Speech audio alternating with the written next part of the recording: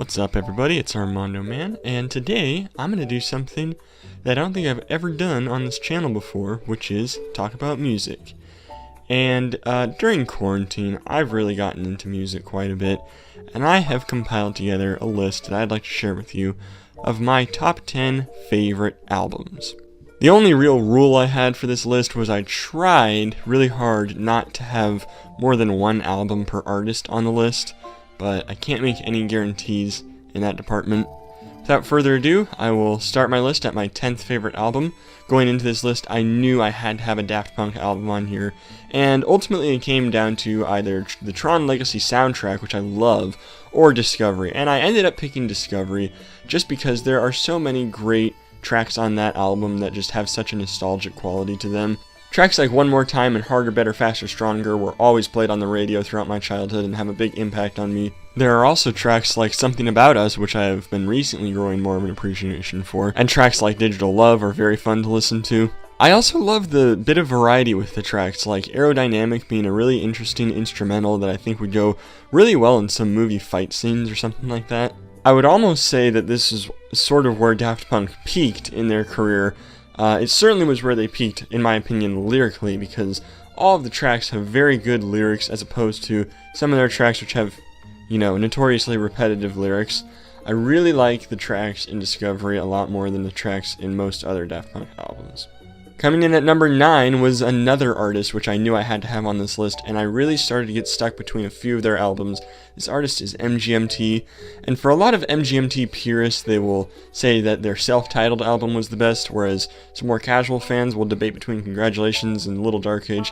And personally, for me, it was a really hard choice, because the self-titled album has tracks that are some of my favorite MGMT tracks, like Alien Days, Cool Song No. 2, and especially Plenty of Girls in the Sea. But I ended up deciding that the most consistent one was my favorite, which in my opinion is Congratulations. I've been listening to Congratulations quite a bit recently, and it's been really sticking with me a lot. What's so great about Congratulations is that each track seems to be able to pair off with another one. You have Brian Eno and A Song for Dan Tracy, both his tracks that are obviously paying homage to artists that shaped MGMT's career, and then you have Flash Delirium and It's Working, which are almost sort of the more poppy, maybe sort of radio-friendly tracks on the album. And then I love the I love the juxtaposition between Someone's Missing being a shorter than average track, with Siberian Breaks being obviously way longer than average at like 14 minutes. Speaking of Siberian Breaks, MGMT had actually released a single called Metanoia back in 2008, a couple years before this album, and that single was about 14 minutes long as well. But I would say, I can't really tell you which one I like better between the two. I would say that Siberian Breaks, fittingly as it is in the Congratulations album, is a lot more consistent, whereas I think Metanoia gets to be really amazing at the beginning and better than Siberian Breaks ever is. It kind of tapers off towards the end, and I think Siberian Breaks is able to hold a really good pace throughout the entire 14 minutes, which is really impressive. Number 8 is going to go to Odyssey by Home, and I will be honest, it is probably carried by one track, Resonance. I'm not even joking. If Resonance wasn't in the album, number 8 would probably be going to something like Persuasion System by Comtrues, which is another great synthwave album. But Odyssey is amazing because of Resonance, and the thing that Resonance does is a thing that every track on Odyssey does, but it never ceases to amaze me. Resonance really evokes emotion in you. The first few times I listened to Resonance, I started to feel nostalgic for things that had never even happened, like feeling nostalgic for my 20s, even though I'm 19 years old.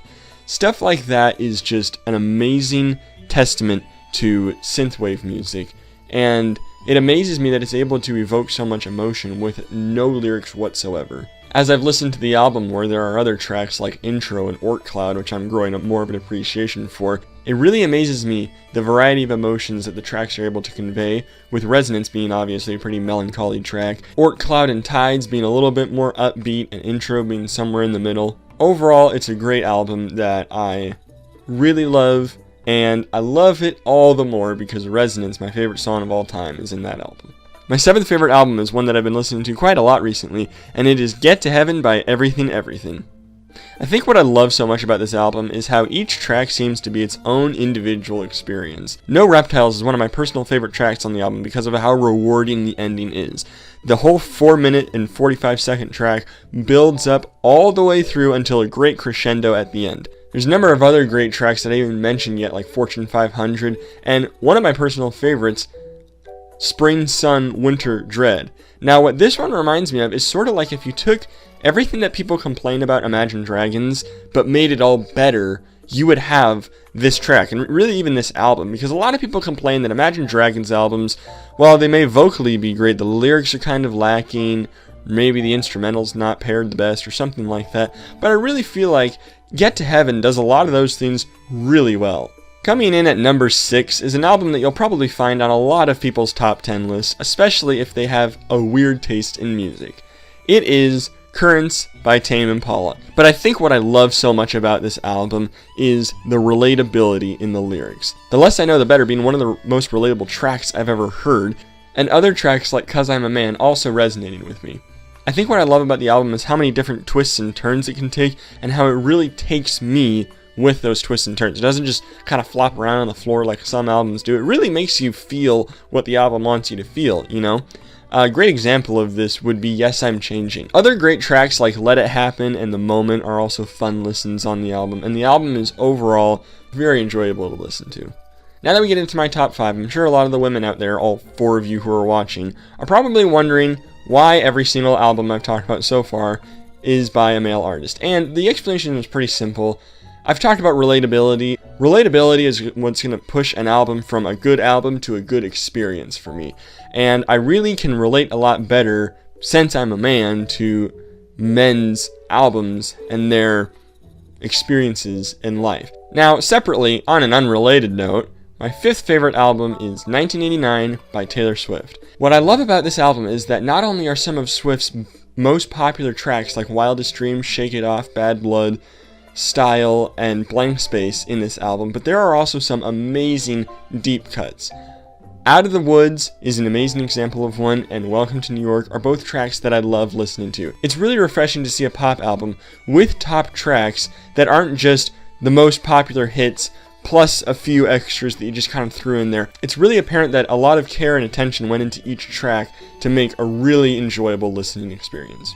And I think on top of that, what makes this album so great is that the top hits work really well with the deeper cuts. They all kind of feel like they belong in this album, and it makes it for a really great piece to listen to all in one go. While 1989 is an album filled with amazing pop tracks that are fun to listen to, Salad Days, which is my number 4 spot by Mac DeMarco, takes a little bit of a different turn. This album is full of really chill tracks that I love listening to. That relatability factor that I talked about earlier plays a little bit of a part here, but what I love the most about the album is ironically what a lot of people criticize it for. A lot of people criticize the album because a lot of the tracks sound the same, and I totally understand that, and I even see it to an extent, although I would just say that in my own experiences, I've seen a lot of the tracks seem to just be really cohesive, and I think the most surprising thing about this album is that when I've been listening to it, I kind of think, oh, it's just, they're all going to sound kind of like the same tracks, but I'll even be able to pinpoint which track it is only on my second or third listen, so it made a really quick impression on me, and I really appreciated that.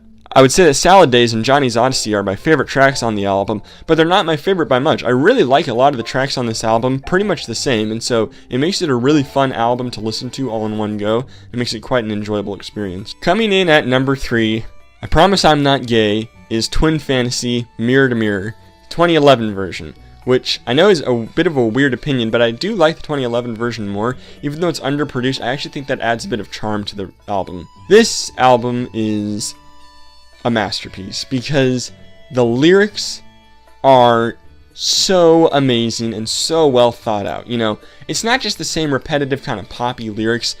Most of the tracks on this album will have lyrics that don't even stay the same throughout most of the track.